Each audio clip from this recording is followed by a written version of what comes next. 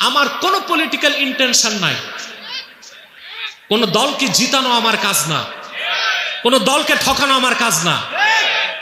আমি একটা দলের ভুল ধরি না, যারা ভুল করে তাদেরটাই ধরি। গত সপ্তাহে হাজীগঞ্জে ওই এলাকার যিনি এমপি প্রার্থী বিএনপি থেকে, প্রকাশ্যে তিনি আমার কাছে স্টেজে তওবা করেছেন, একটা ভুল বক্তব্যের কারণে ক্ষমা চেয়েছেন।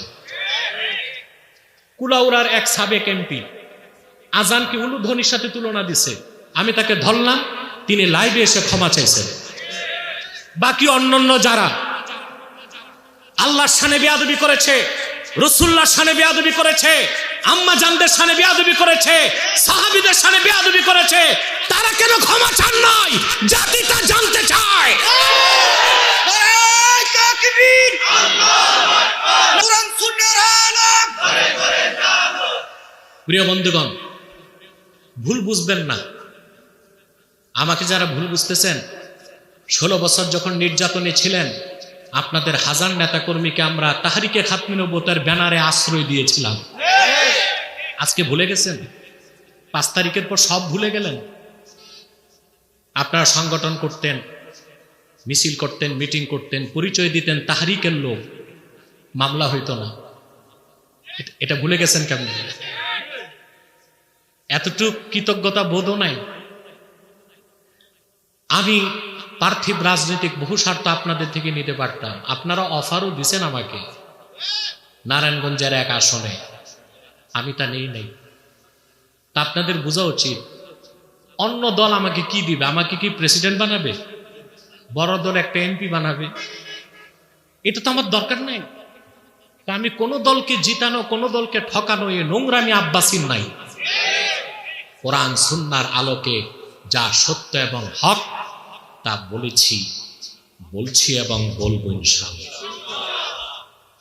তাহলে ভাইরা, তাকওয়া বাদ দিয়া ব্যক্তি জীবন, সমাজ জীবন, রাষ্ট্র জীবনে কোনো সফলতা আসতে, আইন দিয়া, দুদক দিয়া, দুর্নীতি দমন কমিশন দিয়া, পুলিশ দিয়া পিটায়া মানুষকে অলি বানানো যায় না। আল্লাহর অলি বানানো যায় তাকওয়ার শিক্ষার মাধ্যমে। আল্লাহর ভয় ছাড়া মানুষ কখনো ভালো হয় না। উসুদুল গাবা কিতাবের মধ্যে এসেছে, হযরত ওমরের কলিজার টুকরা সন্তান আব্দুল্লাহ ইবনে ওমর, তিনি একদিন মক্কা শরীফে হাঁটতেছেন, দেখলেন এক মরুভূমির রাখাল বকরির পাল নিয়ে আসতেছে।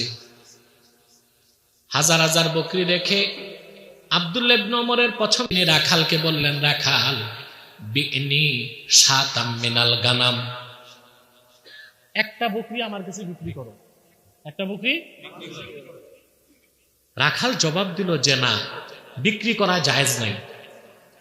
বলে কেন? বলে আমার কাজ হচ্ছে মরুভূমিতে নিয়ে যাওয়া আবার ফিরিয়ে আনা, বিক্রির অনুমতি আমার মনিব আমাকে দেয় নাই। আব্দুল্লাহ ইবনে ওমর চাইলেন তার তাকওয়াটা যাচাই করতে। তিনি বললেন, একটা বকরি বিক্রি করে টাকাটা পকেটে রাখবা, তোমার মনিব জিজ্ঞেস করলে বলবা বাগে খেয়েছে। মরুভূমির সরল সহজ বেদুইন রাখালটি আব্দুল্লাহ বিন ওমরকে প্রশ্ন করলেন, দুনিয়ার মনিবকে হিসাব দিয়ে দিব, যিনি সবার মালিক, ফা আইনাল্লাহ,